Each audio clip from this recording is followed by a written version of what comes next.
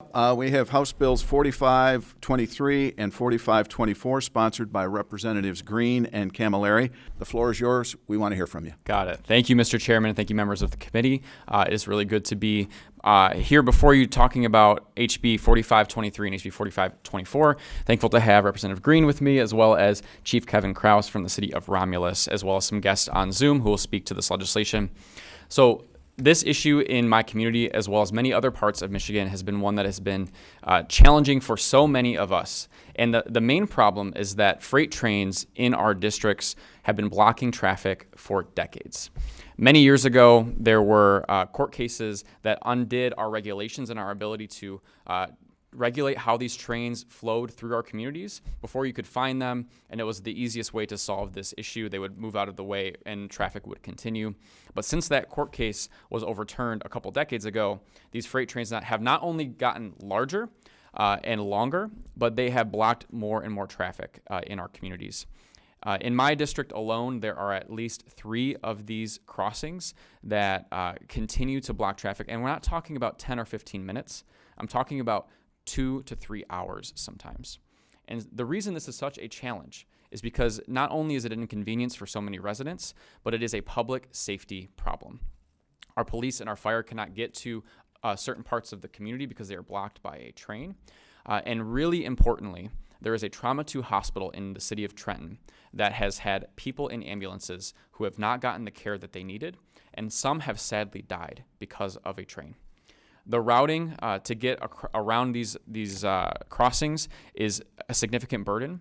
It takes many miles as well as many minutes to get around it, and it is something that needs to get addressed. But what is the solution? So these bills before us today would create a local grade separation fund. When we're saying grade separation, we're literally talking about separating the railroad from the road itself, either with an overpass or an underpass. This fund would help fund these projects at the local level. The reason many communities have not been able to afford these projects on their own is because they sometimes cost anywhere from $20 to $40 million.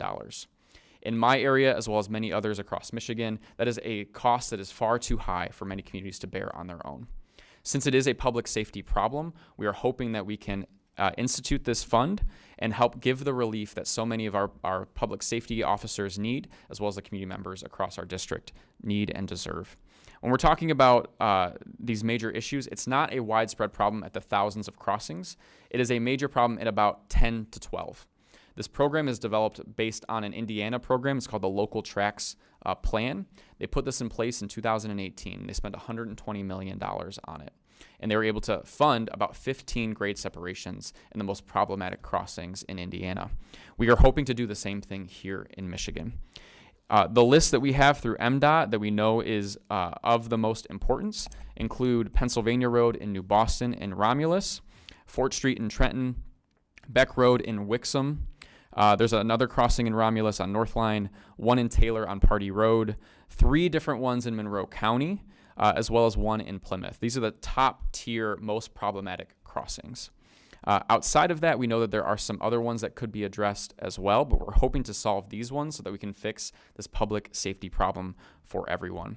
I also just want to remind folks that this was a bill that is actually a reintroduction from Representative Jason Shepard's bill from last term. All of us did vote on it on the House. Almost everybody voted in favor of it, but it was not able to make it across the finish line. And so we are hoping to make that happen this time and put us in a position to make our communities safer, solve this train traffic problem once and for all, and put us in a position to make sure that all of our residents get the relief that they need.